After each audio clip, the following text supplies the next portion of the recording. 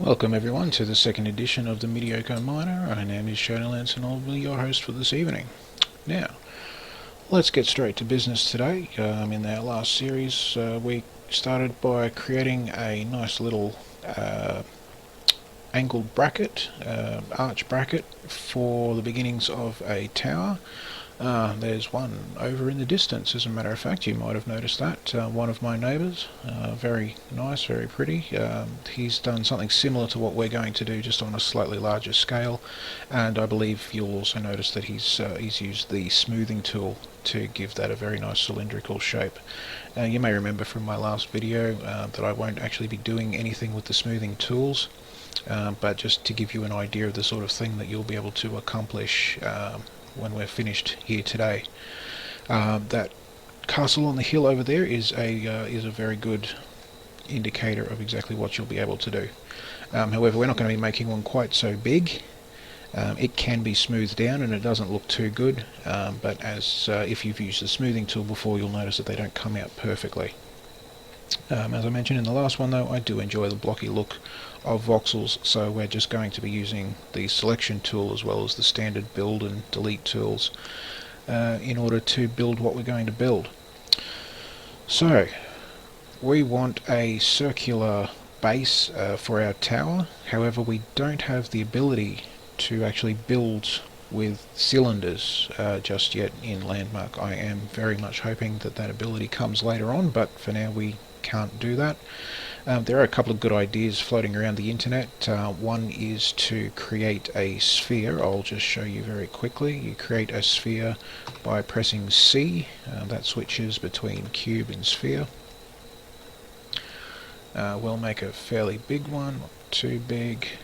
Put that down there, and the idea is that what you actually do is cut out a slice through the middle of the sphere. I'm not going to spend too much time on this, but just to give you an idea, cut out a slice through the middle of the sphere.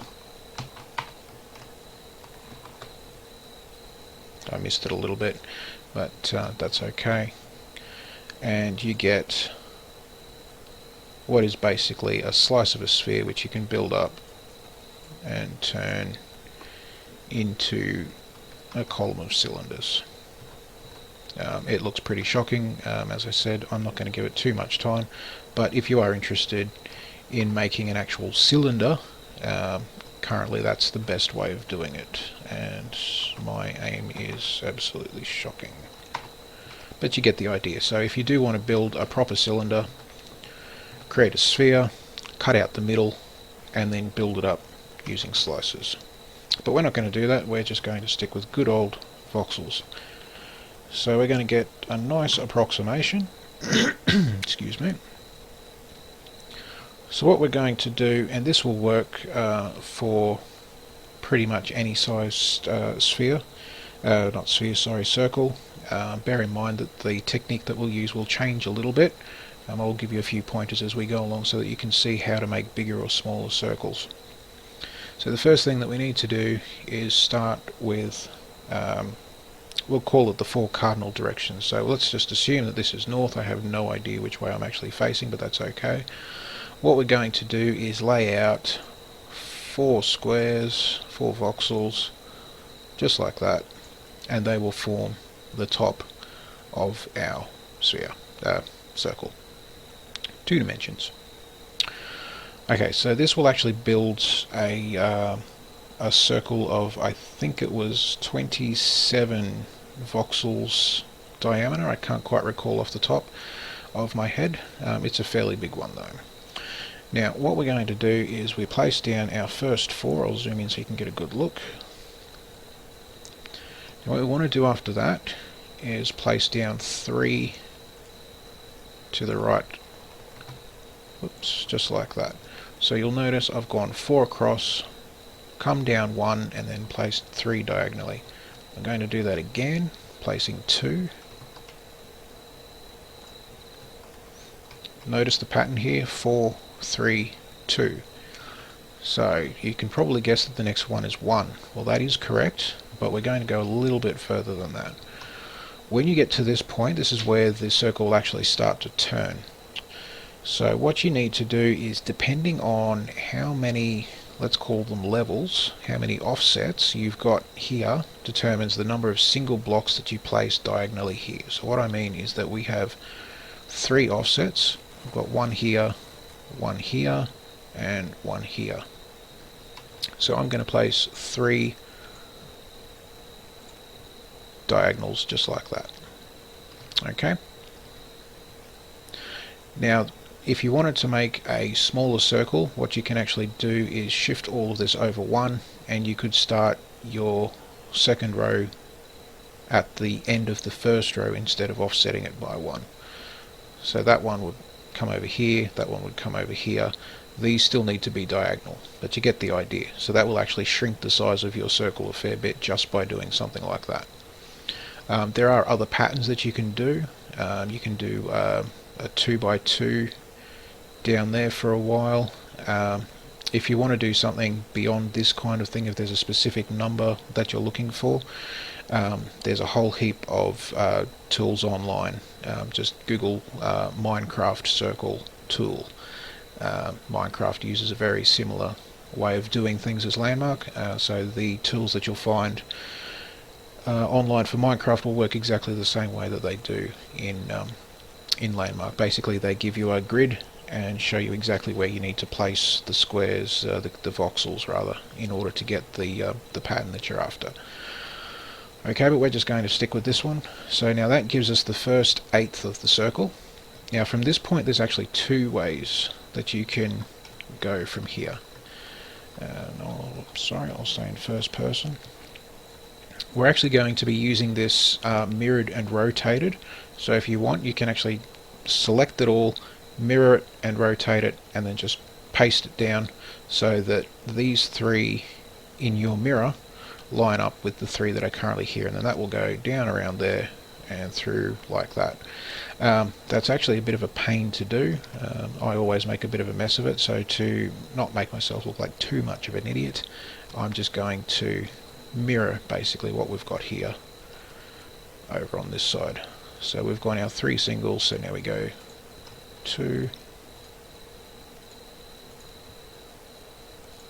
3, and then 4. Okay, and there's the first quarter of the circle. I'll zoom out now so you can see what that's starting to look like. Okay, now again, 2 ways that you can go ahead and do this. In this case, we're only going to be rotating this section, we're not mirroring it. So the easiest way is probably just to select all of these voxels, copy them. Now you might remember that I said that I'd like to clear the selection because it gets in my way. We'll paste it. Note that when you clear a selection you still actually keep the copied selection, so you can continue to paste it down as much as you want. Now I'm going to use the rotate tool. Make sure you're on the green one and scroll wheel up, and then paste it so that the first 4 blocks on the outside overlap the 4 blocks that you've already put down. And again, and one more time, and there is the base of your tower set up, nice and easy. That's pretty much it. All we're going to be doing now is copying what's here, repeating it a few times, and you'll end up with a tower. So let's go ahead and do that. I'm going to select this mess here. Exact location doesn't matter too much because we're going to be moving it. Oops, that's the wrong one. I always get these wrong. Let's bring that up a bit. Move it up so that we're not copying the ground, and then I'll just drop that back to a single slice. So if I check that, yep, I've just got that selected. Now I'm going to move out so I don't trap myself in. Incidentally, a grappling hook is a fantastic thing. Hopefully you should have one by the time you get to this point. It will make building tall structures a lot easier, at least until they give us some better tools to be able to build with. Unfortunately, all of the tools that they show in the in the videos don't seem to be in the game yet. You can't make perfect cylinders, you can't fly obviously, a few things like that, but I'm sure they'll come in time. So basically all we do now is make multiple layers. Usually I keep going until things muck up a bit like that, and then you just select it again and you've got a much bigger area to work with. So I'll move that up there and then select the whole lot.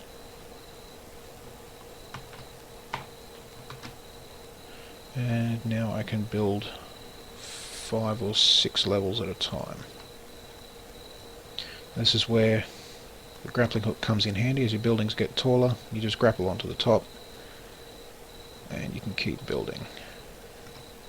One of my pet peeves with the current tools is that they always lose their height. And there we go, and it's done it again. You get the idea. I'm not going to keep on going.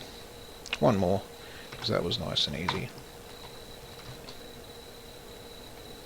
Okay, and there you have it, a very simple tower. As I said, you can use the smoothing tool. I'll quickly show you what it looks like. If we smooth out the wall, if you do it properly, you can get a pretty good estimation of a cylinder. This one's not that great. As I said, you'll notice that one over there is a lot better. That's because it's so big. There's more data for the game to smooth against. So something that's this size, you're probably not going to get too much of a decent run out of smoothing it. But if you did say something the size of this entire platform, you'd get a pretty darn good approximation of a cylinder. However, as I said, I tend to like the cubic style, so I'm going to leave it like this. And that's basically it for this tutorial. If you want to see what it looks like, I've got a copy of it saved here. Let's see if I can get that more or less onto this one. Probably close enough. Drop that down there, and great, I'm stuck inside. Let me just grapple out of here. I'll come over here. And there you go. So we made these in our first tutorial, this one in the current one. All you need to do is pick up your arch, copy it, and rotate it to the spots that you want. You'll notice that I've extruded it a couple of times, so basically I've created one and then just pasted a couple of copies, and that makes it the same size as the end of your towers here, which makes it look really nice. Okay, so thanks for listening.